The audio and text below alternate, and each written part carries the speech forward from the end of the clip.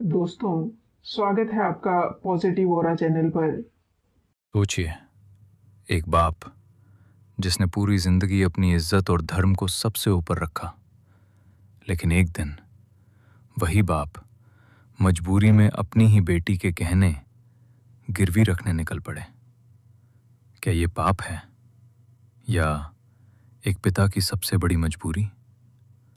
जब घर उजड़ने लगे, जब अपने ही साथ छोड़ दें और जब सम्मान मिट्टी में मिलते दिखें, तब एक बेटी क्या कर सकती है?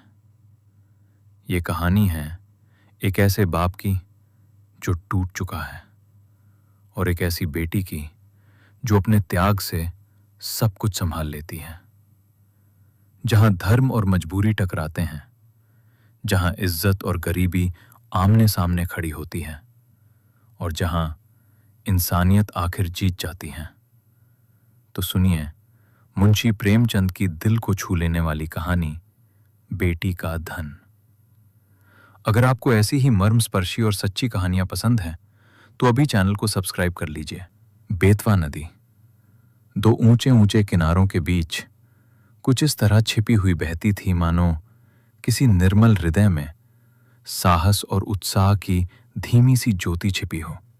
इसी नदी के एक किनारे पर एक छोटा सा गांव बसा हुआ था। ये गांव अपने टूटे फूटे पुराने वैभव के निशानों के कारण दूर दूर तक जाना जाता था। इतिहास और पुरानी गाथाओं से प्रेम करने वाले लोग बड़ी श्रद्धा और लगाव के साथ इस जगह पर आते हैं और गांव का एक बूढ़ा केवट सुक्खू चौधरी उन्हें पूरे गांव की परिक्रमा कराता। वो बड़े गर्व से रानी के महल के अवशेष, राजा के दरबार के निशान और कुंवर की बैठक के मिटे हुए चिन्ह दिखाता। फिर एक लंबी सांस लेकर भर्राए गले से कहता, मालिक, एक वो जमाना था जब केवटों को मछलियों के इनाम में अशर्फियां मिला करती थीं। कहार महल में झाड़ू लगाते लगाते सोने के सिक्के बटोर लेते थे और ये बेतवा नदी रोज चढ़कर महाराज के चरण छूने आया करती थी। कितना वैभव था, कैसा तेज था उस समय, और आज देखिए इसकी क्या हालत हो गई है। इन बातों पर भले ही किसी को पूरा विश्वास न होता हो, लेकिन सुनने वाले सुक्खू चौधरी के दिल के लगाव और उसके भावुक स्वभाव के जरूर कायल हो जाते थे। सुक्खू चौधरी स्वभाव से बहुत उदार आदमी थे, लेकिन जितना बड़ा उनका बोलबाला था, उतनी बड़ी उनकी आमदनी नहीं थी। घर में 3 बेटे, 3 बहुएं और कई छोटे छोटे पोते पोतियां थीं। एक ही बेटी थी गंगाजली, जिसका अभी तक गौना नहीं हुआ था। वो उनकी सबसे छोटी संतान थी। पत्नी के गुजर जाने के बाद सुक्खू ने उसे बकरी का दूध पिलाकर बड़े लाड़ प्यार से पाला था। घर में खाने वाले तो बहुत थे, लेकिन खेती सिर्फ एक हल की होती थी। किसी तरह घर का गुजारा चल जाता था। हाँ, सुक्खू की बढ़ती उम्र और पुराने इतिहास का उसका ज्ञान उसे गांव में अच्छा खासा मान सम्मान दिला चुका था। लेकिन ये बात एक आदमी को बिल्कुल नहीं सुहाती थी। वो था झगरू साहू। जब भी सुक्खू गांव वालों के सामने हाकिमों से खुलकर बातें करता और बड़े गर्व से इन खंडहरों का बखान करता, तो झगरू साहू, जो खुद सरकारी नौकरों के डर से पास भी नहीं फटकते थे, भीतर ही भीतर कुंठा से जल उठते। उनके मन में हमेशा यही ख्वाहिश रहती कि कोई मौका मिले जब वे अपने धन के बल पर सुक्खू चौधरी को नीचा दिखा सकें। इस गांव के जमींदार थे ठाकुर जीतन सिंह, जिनकी बेगार से गांव वालों का जीना मुश्किल हो गया था। दिन रात लोग उनके कामों में पिसते रहते। उसी साल जब जिले के मजिस्ट्रेट का दौरा हुआ और वो यहाँ के पुराने खंडहर देखने आए, तो सुक्खू चौधरी ने धीरे धीरे गांव वालों की सारी दुख भरी कहानी उनके सामने रख दी। हाकिमों से बात करने में उसे जरा भी डर नहीं लगता था। उसे ये भी अच्छी तरह मालूम था कि ठाकुर जीतन सिंह से बैर लेना मानो शेर के मुंह में सिर डालना है। लेकिन जब गांव वाले कहते, चौधरी, तुम्हारी इतनी बड़े बड़े अफसरों से पहचान है और हम लोग दिन रात दुख झेल रहे हैं, तो फिर तुम्हारी ये जान पहचान किस दिन काम आएगी? तो सुक्खू का मन जोश से भर उठता। एक पल के लिए वो ठाकुर का डर भूल जाता और अपनी बात खुलकर कह देता। मजिस्ट्रेट ने इस बात का जवाब ठाकुर जीतन सिंह से मांगा। उधर झगरू साहू तो जैसे मौके की तलाश में ही थे। उन्होंने तुरंत सुक्खू की इस हिम्मत की खबर ठाकुर तक पहुंचा दी। ये सुनते ही ठाकुर जीतन सिंह गुस्से से तिलमिला उठे। उन्होंने तुरंत अपने कारिंदे को बुलाया और बकाया लगान की बही मंगवाई। संयोग से इस साल सुक्खू चौधरी पर कुछ लगान बाकी था। कारण भी थे, फसल कम हुई थी, ऊपर से गंगाजली का विवाह करना पड़ा और छोटी बहू नथ बनवाने की जिद पकड़े बैठी थी, वो भी बनवानी पड़ी। इन सब खर्चों ने घर की हालत पूरी तरह खाली कर दी थी। लेकिन सुक्खू को लगान की खास चिंता नहीं थी। उसे अपने बोलने के हुनर पर बड़ा घमंड था। वो सोचता, जिस जुबान से मैं हाकिमों को खुश कर सकता हूं, क्या उसी से ठाकुर को नहीं मना सकूंगा? इधर वो अपने इसी घमंड में निश्चिंत बैठा था और उधर उसके खिलाफ बकाया लगान की नालिश दर्ज हो गई। जल्द ही सम्मन भी आ पहुंचा और अगले ही दिन पेशी की तारीख पड़ गई। अब सुक्खू चौधरी को अपनी जुबान का जादू दिखाने का कोई मौका ही ना मिला। जिन लोगों के उकसावे में आकर सुक्खू चौधरी ने ठाकुर से टक्कर ली थी, अब उन्हीं लोगों का कहीं नामो निशान तक ना था। गांव में ठाकुर के कारिंदे और प्यादे चील की तरह मंडराने लगे थे। ऐसा खौफ था कि कोई भी आदमी चौधरी के पास आने की हिम्मत नहीं करता। कचहरी गांव से पूरे 3 मील दूर थी और ऊपर से बरसात के दिन रास्ते में जगह जगह पानी भरा था। नदियां उफान पर थीं। कच्चा रास्ता बैलगाड़ी के लायक नहीं और बूढ़े शरीर में इतनी ताकत भी नहीं बची थी। नतीजा ये हुआ कि बिना पैरवी के ही मुकदमा एक तरफा फैसला होकर खत्म हो गया। जब कुर्की का नोटिस आया तो चौधरी के होश उड़ गए। उसकी सारी अक्लमंदी, सारी चतुराई एक पल में गायब हो गई। वो चुपचाप अपनी खाट पर पड़ा रहता और दूर बहती नदी को टुकुर टुकुर देखता रहता। मन ही मन सोचता, क्या मेरे जीते जी ही मेरा घर उजड़ जाएगा? क्या मेरे इन प्यारे बैलों के गले में अब किसी और का जुआ पड़ेगा? ये सोचकर उसकी आंखें भर आतीं। वो उठकर अपने बैलों से लिपट जाता और बच्चों की तरह फूट फूट कर रोने लगता। लेकिन ये क्या? बैलों की आंखों में भी आंसू चमक रहे थे। वे नान में मुंह तक नहीं डालते थे, मानो अपने मालिक का दुख वे भी समझ रहे हों। फिर चौधरी अपने टूटे फूटे घर को बेबस निगाहों से देखता और मन में सवाल उठता, क्या मुझे ये घर छोड़ना पड़ेगा? क्या पूर्वजों की ये निशानी मेरे जीते जी छिन जाएगी? कुछ लोग मुसीबत में भी मजबूत बने रहते हैं और कुछ जरा सी आज भी नहीं सह पाते। चौधरी अब टूट चुका था। वो खाट पर पड़ा पड़ा घंटों अपने कुल देवता महावीर और महादेव को याद करता, उनसे प्रार्थना करता, उनका गुणगान करता।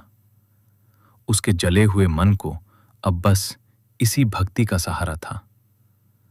घर में तीनों बहुओं के पास कुछ न कुछ गहने जरूर थे, लेकिन औरत के गहने मानो गन्ने का रस होते हैं जो दबाव पड़ने पर ही निकलते हैं।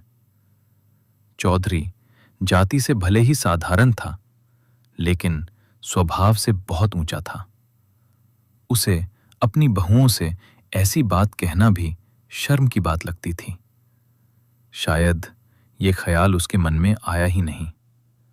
हाँ, अगर उसके बेटे जरा सी समझदारी दिखाते तो बूढ़े को भगवान के सहारे बैठने की जरूरत ही ना पड़ती। लेकिन यहां हालात ही कुछ और थे। बड़ा बेटा घाट के काम में ही उलझा रहता और बाकी दो बेटे इस मुश्किल का हल ढूंढने के बजाय अजीब अजीब बेतुके ख्यालों में उलझे हुए थे।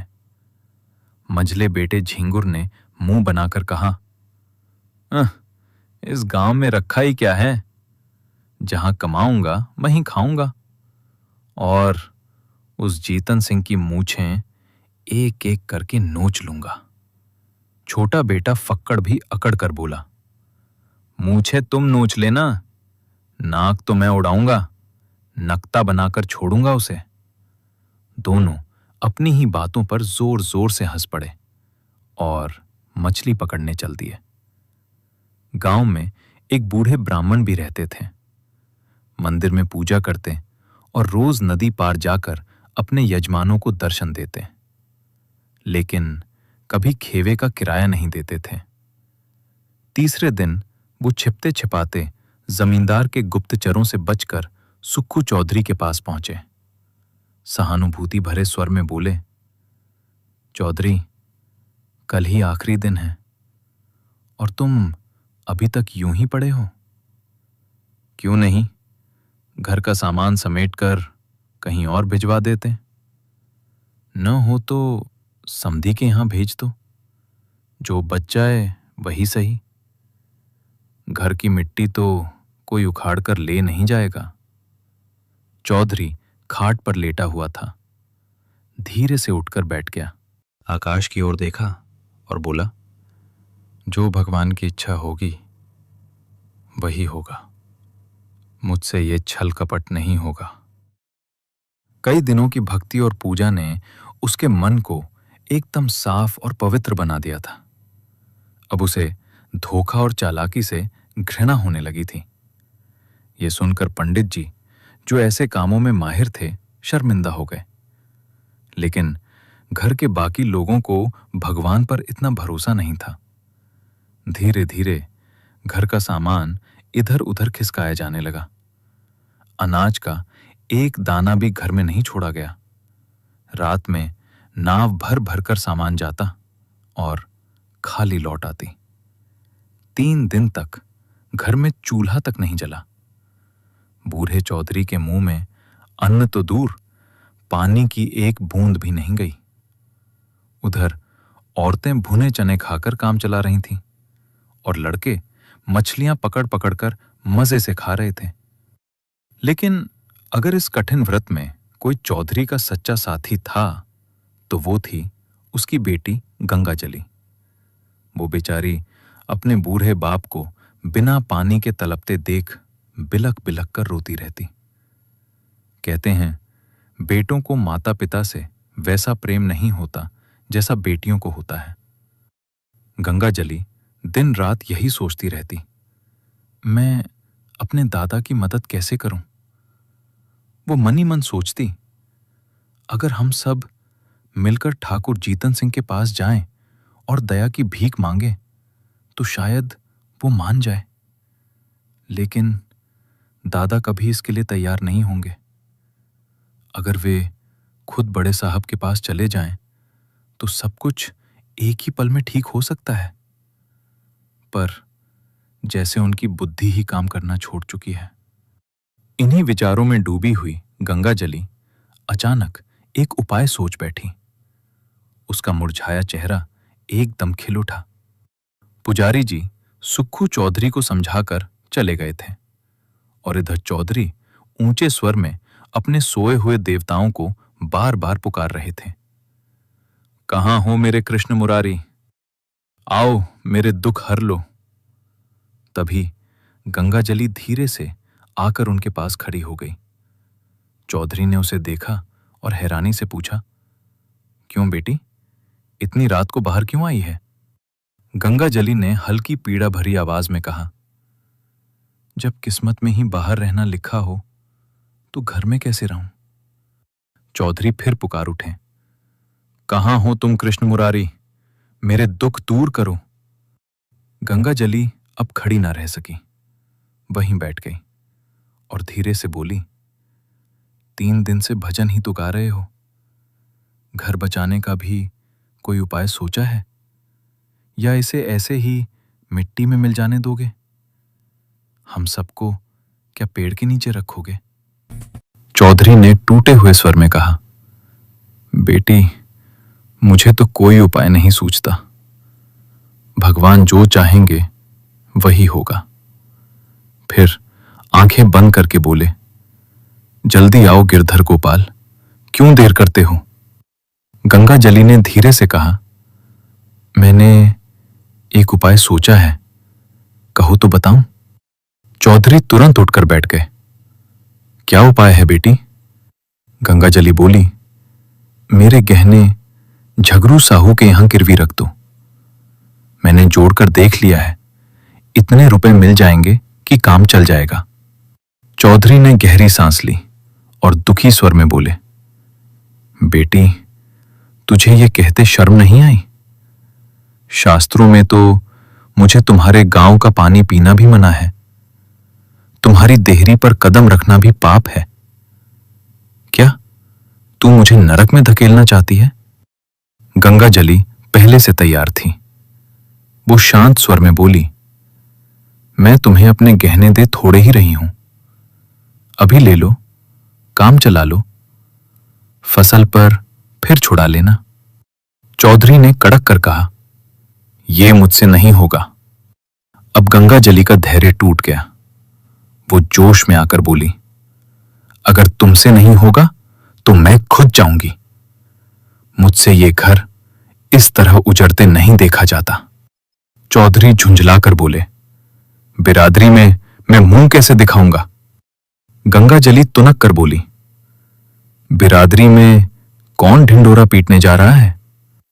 चौधरी ने सख्ती से कहा, लोग क्या कहेंगे इस डर से मैं अपना धर्म नहीं बिगाड़ सकता। अब गंगा जली भी अड़ गई। अगर मेरी बात नहीं मानी तो मेरी मौत तुम्हारे सिर होगी। मैं अभी इसी बेतवा नदी में कूद जाऊंगी। तुमसे चाहे घर जलता देखा जाए, पर मुझसे ये बर्बादी नहीं देखी जाएगी। चौधरी का दिल कांप उठा। उन्होंने कातर स्वर में कहा, बेटी, मेरा धर्म मत बिगाड़। अगर ऐसा ही है तो अपनी भाभियों से गहने मांग ला। गंगा जली ने गंभीर स्वर में कहा, भाभियों के पास मैं अपना अपमान कराने जाऊं? अगर उन्हें चिंता होती तो क्या अब तक चुप बैठी रहती?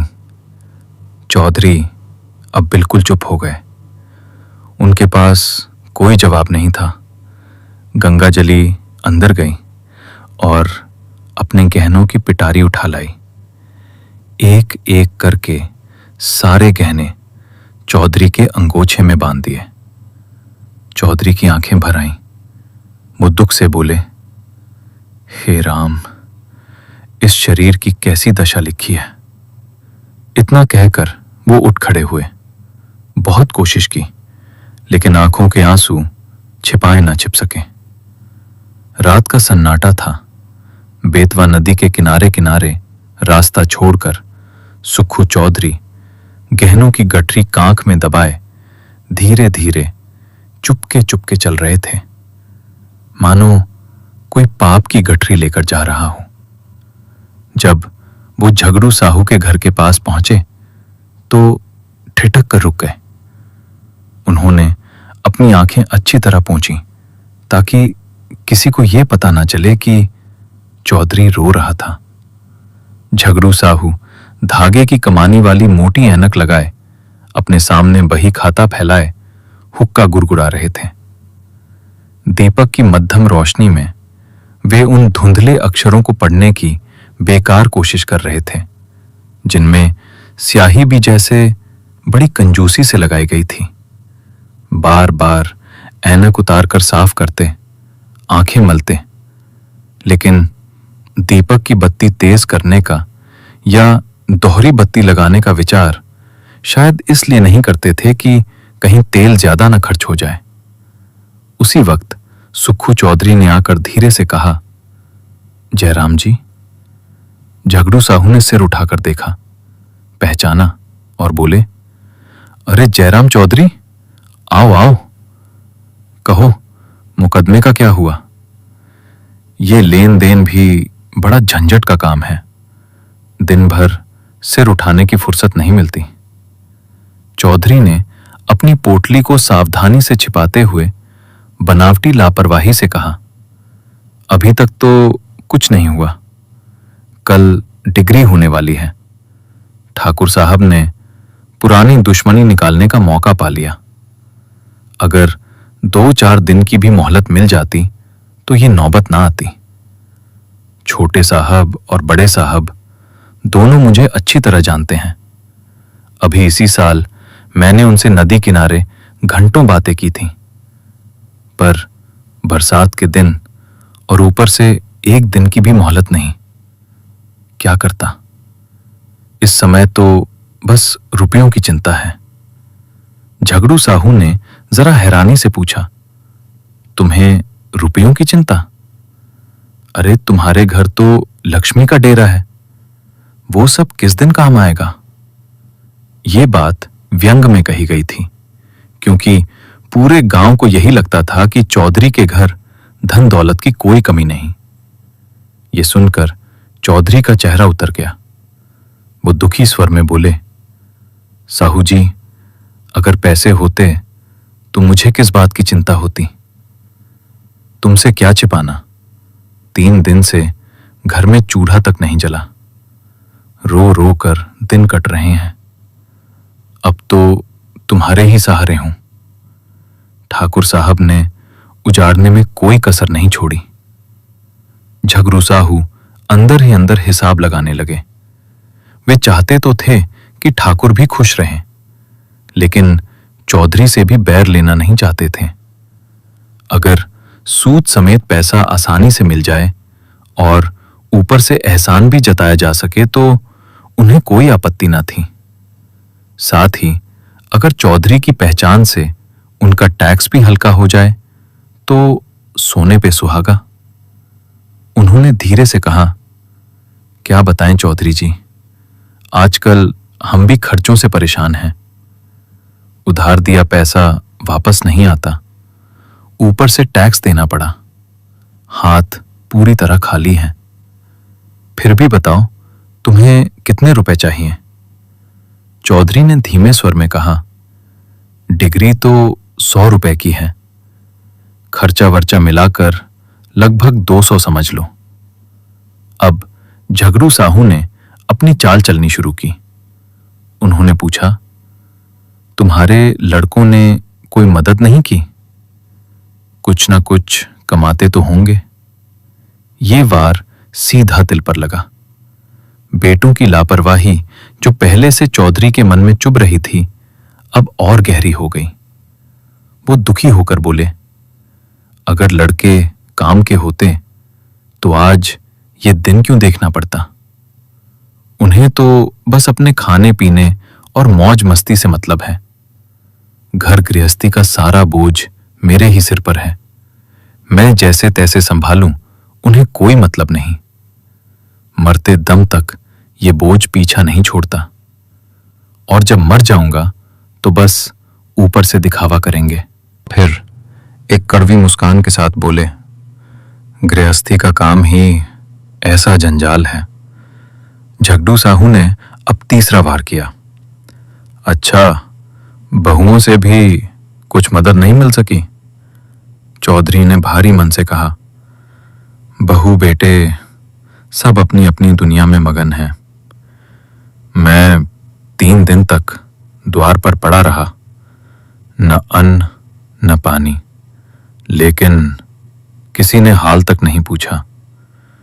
कहाँ की सलाह, कहाँ की बातचीत। मान लिया उनके पास रुपए ना हो, पर गहने तो हैं, और वे भी मेरे ही बनवाए हुए। अगर इस मुसीबत में 2-2 गहने उतार देती तो क्या मैं बाद में छुड़ा ना देता? क्या हमेशा यही बुरे दिन रहेंगे? झगड़ू साहू तुरंत समझ गए कि ये बात सिर्फ कहने भर की है, और वो कभी भी बातों का सौदा नहीं करते थे। उन्होंने ठंडी हंसी के साथ कहा, चौधरी जी, तुम्हारे घर वाले भी बड़े निराले हैं। क्या उन्हें इतना भी नहीं मालूम कि बूढ़ा आदमी रुपए कहां से लाएगा? अब जमाना बदल गया है। या तो कोई जायदाद लिखो या गहने गिरवी रखो, तभी कहीं रुपया मिलता है। इसके बिना आजकल कौन देता है? और जायदाद में तो सैकड़ों झंझट हैं। सबसे आसान गहने गिरवी रखना ही है। हाँ, जब घर वालों को ही चिंता नहीं तो तुम क्यों यूं ही अपनी जान खपा रहे हो? ज्यादा से ज्यादा लोग हंसेंगे। कब तक इस इज्जत का बोझ उठाओगे? चौधरी अब पूरी तरह टूट चुके थे। बहुत ही विनम्र स्वर में बोले, साहू जी, यही इज्जत तो जान ले रही है। तुमसे क्या छिपाना। एक वो समय था जब हमारे बाप दादा महाराज की सवारी के साथ चलते थे, और आज ये दिन आ गया है कि घर की दीवार तक बेचने की नौबत आ गई। अब तो किसी के सामने मुंह दिखाने का भी मन नहीं करता। इतना कहकर उन्होंने कांपते हाथों से गहनों की पोटली आगे बढ़ा दी और बोले, लो, ये गहनों की पोटली। अगर ये लोक लाज ना होती तो मैं इसे लेकर कभी यहां ना आता, पर इसी इज्जत को बचाने के लिए मुझे ये पाप करना पड़ा। झगड़ू साहू ये सुनकर चौंक पड़े। उन्होंने हैरानी से पूछा, ये गहने किसके हैं? चौधरी ने सिर झुका लिया। बहुत मुश्किल से रूंधे गले से बोले, मेरी बेटी गंगा जली के। ये सुनते ही झगड़ू साहू जैसे पत्थर के बन गए। उनके मुंह से बस इतना निकला, अरे राम राम। चौधरी ने टूटे हुए स्वर में कहा, अब तो डूब मरने को जी चाहता है। झगड़ू साहू अब गंभीर हो गए। धार्मिक भाव से धीरे धीरे बोले, शास्त्रों में तो बेटी के गांव का पेड़ देखना भी मना है। चौधरी ने एक गहरी सांस लेकर दुख भरे स्वर में कहा, न जाने भगवान कब मुक्ति देंगे। भाई की 3 बेटियां ब्याही, पर कभी भूल कर भी उनके घर का मुंह नहीं देखा। अब तक ईश्वर ने मेरी मर्यादा बचाए रखी, पर अब न जाने क्या होने वाला है। झगड़ू साहू सूद के मामले में बहुत कठोर आदमी थे। एक एक पैसे का हिसाब रखते, यहां तक कि अगर एक दिन भी देर हो जाए तो पूरे महीने का ब्याज वसूल लेते। लेकिन धर्म कर्म में भी उनकी गहरी आस्था थी। नवरात्र में रोज दुर्गा पाठ कराते। पितृपक्ष में ब्राह्मणों को दान देते। कोई गरीब ब्राह्मण अगर बेटी की शादी के लिए मदद मांगता तो उसे खाली हाथ नहीं लौटाते। और उनके धर्म में यह नियम भी था कि बेटी के गांव का पानी पीने से अच्छा प्यासा मर जाना है। झगड़ू साहू खुद भी इस नियम को मानते थे। लेकिन आज उनका दिल पिघल गया। उन्होंने सोचा, ये आदमी जिसने जिंदगी भर कभी नीच विचार नहीं अपनाए, आज समय की मार से मजबूर होकर इस राह पर आ गया है। ऐसे में इसके धर्म की रक्षा करना मेरा भी कर्तव्य है। ये सोचते ही झगड़ू साहू अपनी गद्दी से उठकर सीधे बैठ गए और दृढ़ आवाज में बोले, जिस भगवान ने अब तक तुम्हारी लाज रखी है वो आगे भी रखेंगे। ये गहने वापस ले जाओ। ये तुम्हारी बेटी के हैं, और बेटी जैसी तुम्हारी है वैसी ही मेरी भी है। ये लो रुपए, अभी काम चला लो। जब पैसे आ जाएं तब लौटा देना। ये सुनते ही चौधरी जैसे स्तब्ध रह गया। फिर उसकी आंखों से आंसू झरने लगे। वो जोर जोर से रो पड़ा।